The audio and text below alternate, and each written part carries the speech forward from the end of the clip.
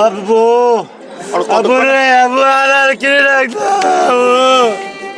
ছেলের মুখে মাত্র একটিবার আব্বু ডাকা শোনার আশায় গগন বিদারী এই আহাজারি চট্টগ্রামের ফটিকছড়ি উপজেলার নারায়ণহাট এলাকার মোহাম্মদ জাহাঙ্গীর আলমের। কিন্তু খাটিয়ায় নীরব শুয়ে প্রাণহীন ছেলে কাউসার আর কখনোই আব্বু বলে ডাকবেন না তিনি। শুক্রবার ভোরের আলো ফোটার ঠিক আগ মুহূর্তেই চট্টগ্রাম খাগড়াছড়ি মহাসড়কে একটি দুর্ঘটনায় প্রাণ গেছে তার।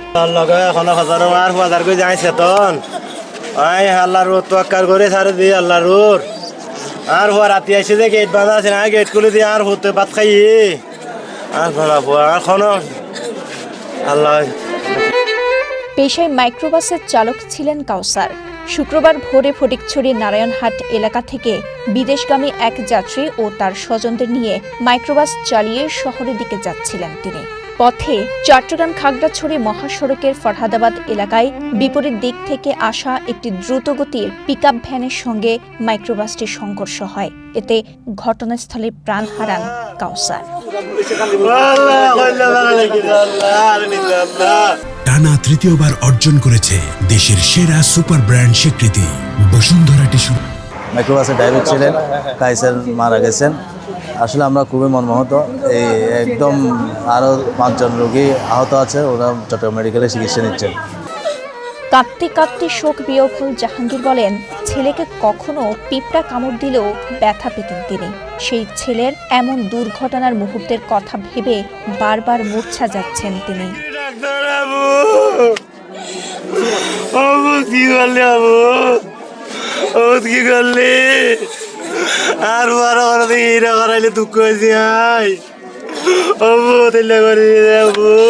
কাউসারের এমন মৃত্যুতে শোকের ছায়া নেমে এসেছে তার নিজ বাড়ি নারায়ণহাট এলাকায়। শুক্রবার বিকেলে নিহতের মরদেহ বাড়িতে নেওয়া হলে কান্নায় ভেঙে পড়েন স্বজনরা। কোনো সান্ত্বনাতেই কান্না থামানো যাচ্ছে না তাদের।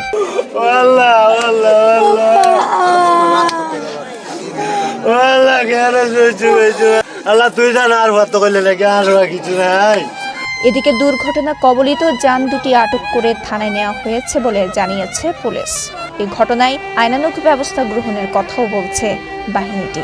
ঘটনাস্থলে যায় আহতদেরকে চিকিৎসার জন্য নাজিরহাট উপজেলা স্বাস্থ্য কমপ্লেক্সে প্রেরণ করি। গাড়ি দুইটা আমরা আটক করি। আর আহতদের মধ্যে চালক, মাইক্রোবাস চালক মোহাম্মদ কাউসার, বয়স 29, তিনি মারা গেছেন। তার লাশ সুরতাল করছি এবং উক্ত বিষয়ে আমরা আইনগত ব্যবস্থা গ্রহণ করতেছি।